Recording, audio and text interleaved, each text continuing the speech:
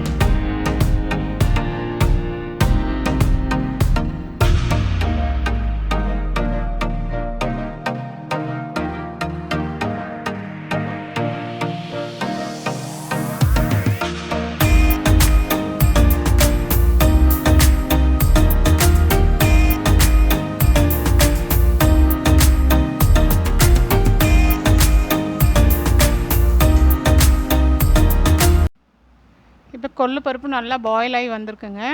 இந்த மாதிரி தண்ணி நல்லா சுண்ணதுக்கப்புறம் நம்ம எடுத்துக்கலாம். அவ்வளோதாங்க. இப்போ கட் பண்ணி வச்சுருக்க வெஜிடபிள்ஸ் கூட நம்ம இந்த பருப்பை ஆட் பண்ணிடலாங்க.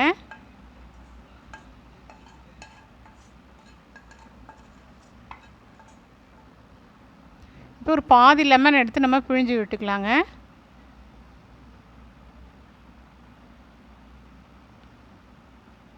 லைட்டாக சால்ட்டு போட்டுக்கலாங்க.